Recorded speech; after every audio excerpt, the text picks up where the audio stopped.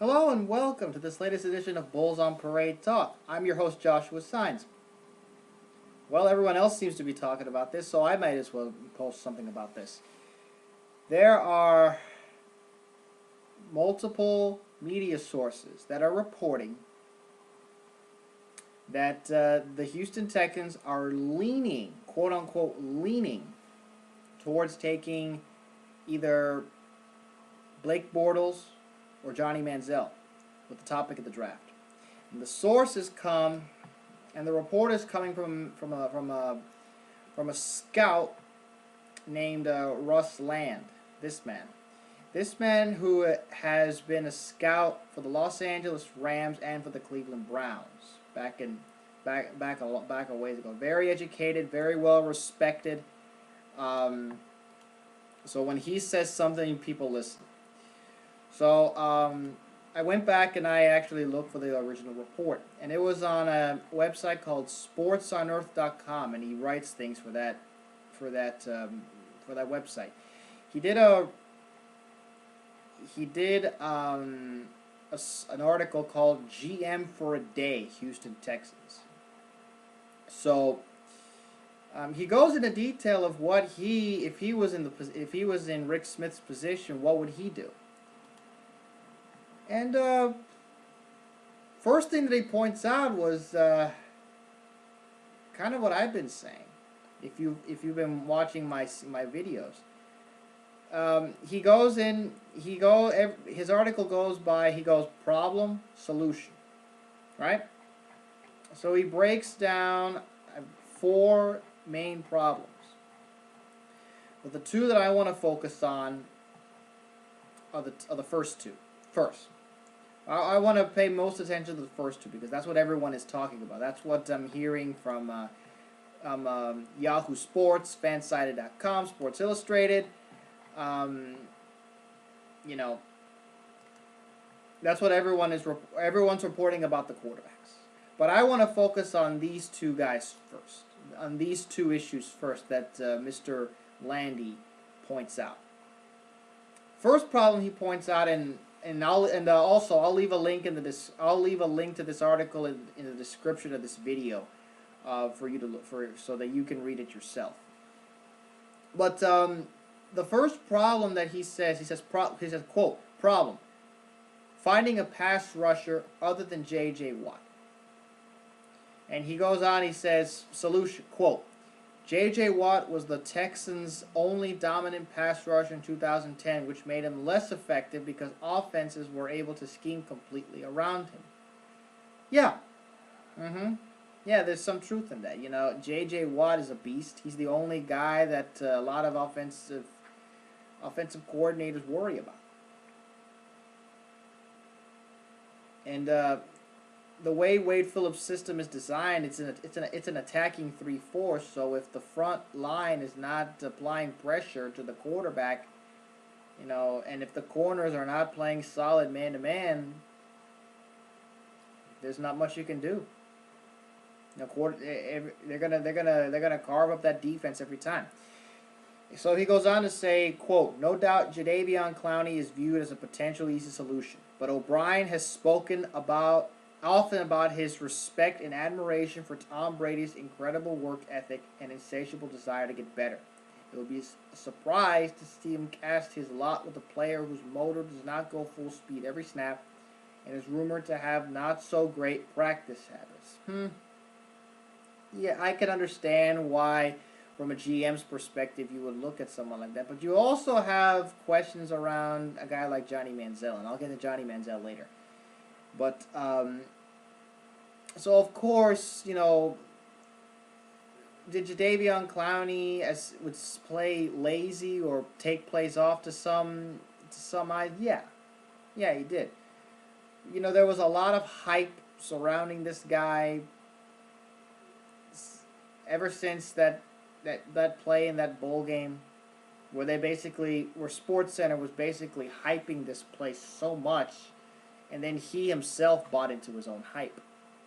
And that's why I can't stand it when the media overhypes something. They did the same thing with Tebow.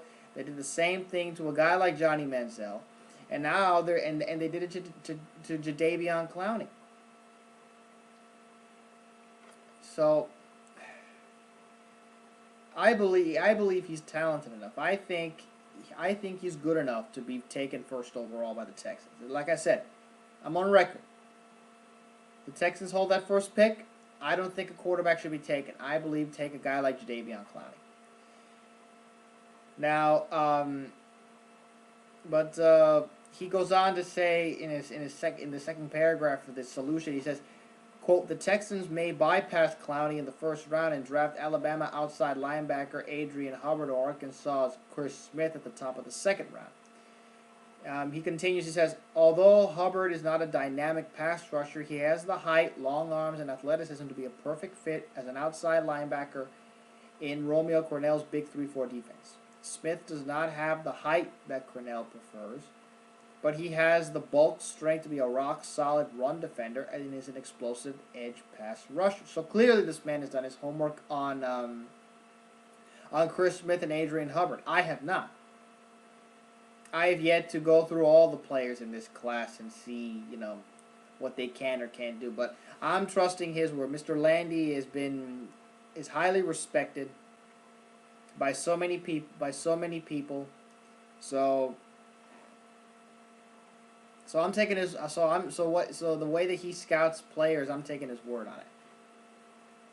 And then the second issue that he goes on to say is, of course, what everyone's talking about. Finding a quarterback for the future. Right? Okay. So he goes on, he begins by saying the Texans have only $6.1 million in cap space. Cutting Matt Schaub is no done deal. They will wait until they feel 100% confident in one of the quarterbacks available with the first overall pick. Now, I don't like I've said numerous times, I don't think a quarterback should be taken number 1. But but he goes on and says, according to trusted sources, the Texans are initially leaning towards taking either Blake Bortles or Johnny Manziel with the top pick. And this is interesting to me. And the minute I saw these two guys in this report, it immediately jumped out at me. Here's why. Because it makes you, and Russ Landy goes on and explains basically what I was thinking. Bob McNair might want someone like Johnny Manziel. Call it crazy to some people, but Bob McNair might want someone like Johnny Manziel as his quarterback. Why? It's a Vince Young effect. Think about it. College player,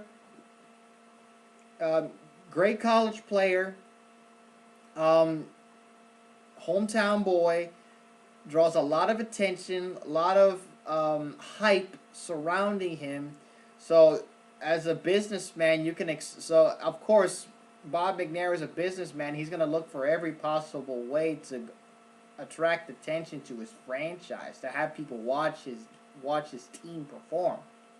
It's like the Jerry Jones effect. Jerry Jones is the ultimate hype machine. But they like the New York Jets always do things to attract attention more than they do to win. So that's my fear about it. It's, honestly, my personal preference, Johnny Manziel looks perfect to go to Dallas. Would be a perfect Dallas Cowboy. Hometown kid, a lot of hype surrounding him, and Jerry Jones is being the ultimate hype machine. That would be a match made in heaven. Now, of course, they got Tony Romo. I think Dallas is not even considering a quarterback. Now, like I said, that's jumping out on a limb. But I'm just saying, with all the hype, all the attention surrounding Johnny Manziel, it's Jerry Jones's. It's what Jerry Jones loves. He loves the hype. He loves the attention. So I don't want to see the Houston Texans falling into that trap. So Bob McNair would be the guy to look for him. But Blake Bortles is a guy that Bill O'Brien really likes, according to some people.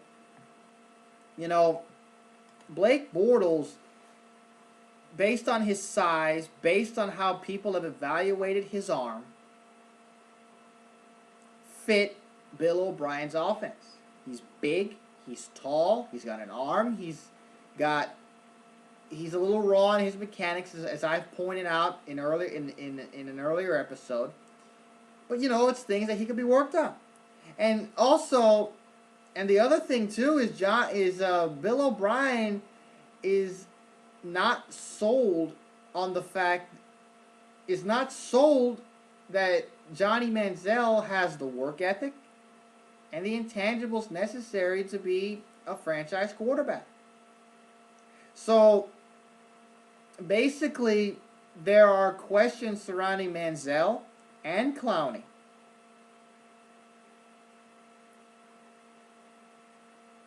So it seems to me, and I'm sure Bob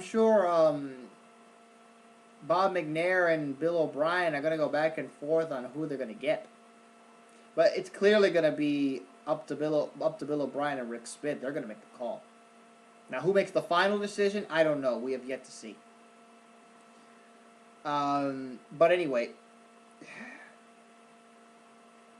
there is a lot of different possibilities for that top pick. And the option is still there about trading it down and getting a late first round pick and another second round pick. We could take a quarterback late in the first round, or we could get our quarterback late in the first round. We can get another pass rusher late in the first round, or the top of the second round, or third round. Who knows? But according to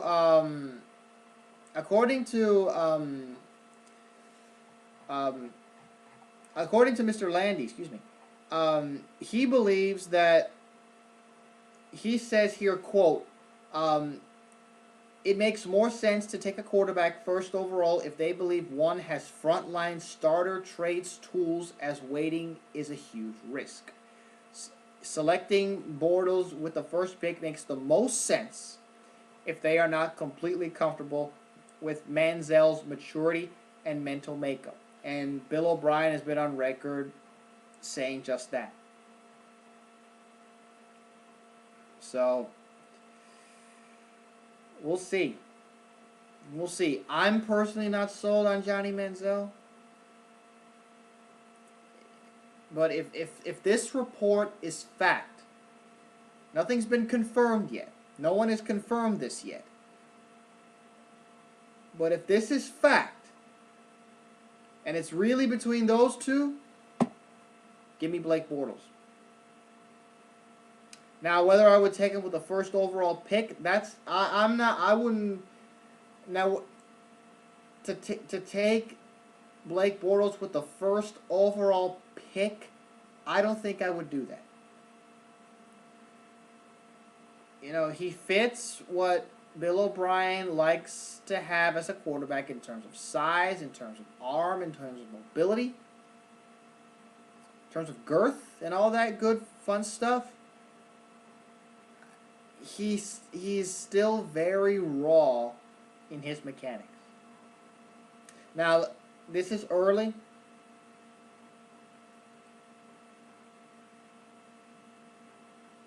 This is still early, and for all we know, if the Texans aren't high on this guy, they're probably going to trade down for a team that wants Johnny Manziel. Teddy Bridgewater, that wants a guy like Johnny Manziel, Teddy Bridgewater, or Jadeveon Clowney. But I am very stunned. I have to put this out there. I am very, very stunned that Teddy Bridgewater is not in this report. Is not in this report. I am very surprised. Which is why when I first saw this, I'm like, what? Now is it just something for attention? Is it just something for for just to garner some interest. Basically, I think that they're basically putting this out there to say, to give value to Johnny Manziel as a number one overall pick. That way, another team might want to take that number one pick spot away from the Texans. I don't know. I really don't. Either way, I've been on record. To me, Teddy Bridgewater is the most polished and most consistent quarterback in this draft. If I had a choice, it'd be Bridgewater or Clowney first overall. But I give Clowney the edge because of the level of competition that he played against. SEC. Just a slight edge. And because I also believe that the Texans have couple holes to fill up, and with Romeo Cornell coming in as our defensive coordinator, we're gonna need, although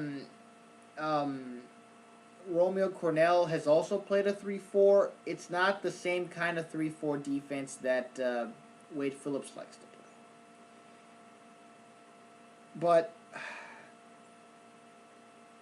But Romeo Cornell has been on record saying that they're gonna go with a multiple front, 4-3 or 3-4. So a lot of scouts, the name that I hear a lot of scouts, a lot of NFL people call Wade Phillips' defense is a small 3-4.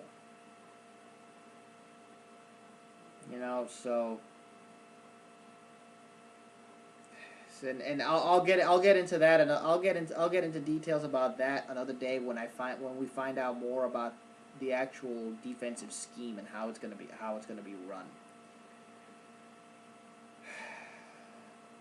So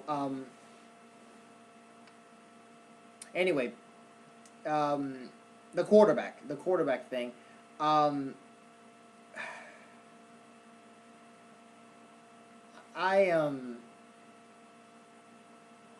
I don't want Johnny Manziel.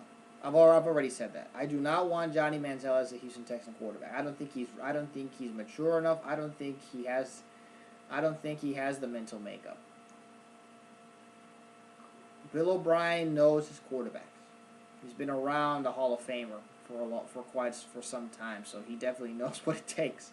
Even Tom Brady has been on record calling. I think he called Johnny Manziel like a turd or something. So when you got a guy like Tom Brady calling you a turd, and then Drew Brees calling you out because you're not holding yourself to a standard after winning that Heisman Trophy, sounds of accountability, sounds of a sense of responsibility. You know that there are gonna be also some NFL people that have doubts about you. Just saying. But I'm on record. If I had to take if my target is quarterback number one, give me Teddy. Give me Teddy.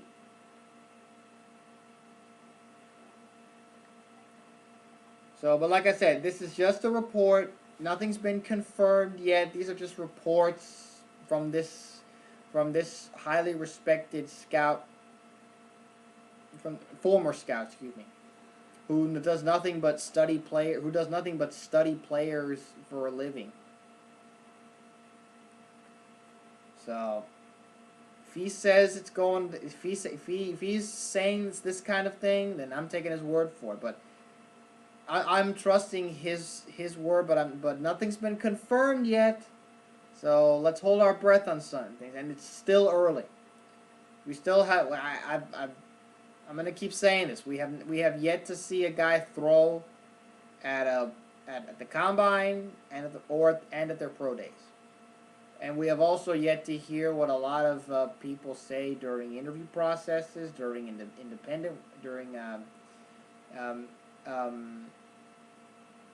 during team workouts. We'll see. It's already February. It's only February, and the fun has already started. And I'm gonna be here all. I'm gonna be doing my best to cover this to get you guys the latest info as possible. So, to those watching this on YouTube, feel free to leave a comment. Who do you want? Do you want Johnny Manziel? Do you want Blake Bortles? Tell me in the comments. Or do you want somebody else? Do you want a guy like Jadeveon Clowney? Do you want Anthony Barr? Do you want Teddy? Who do you want? Who do you want? Tell me in the comments. Be sure to subscribe to my channel. Leave a like and subscribe to my channel for more up-to-the-date Texans news and updates as they come by.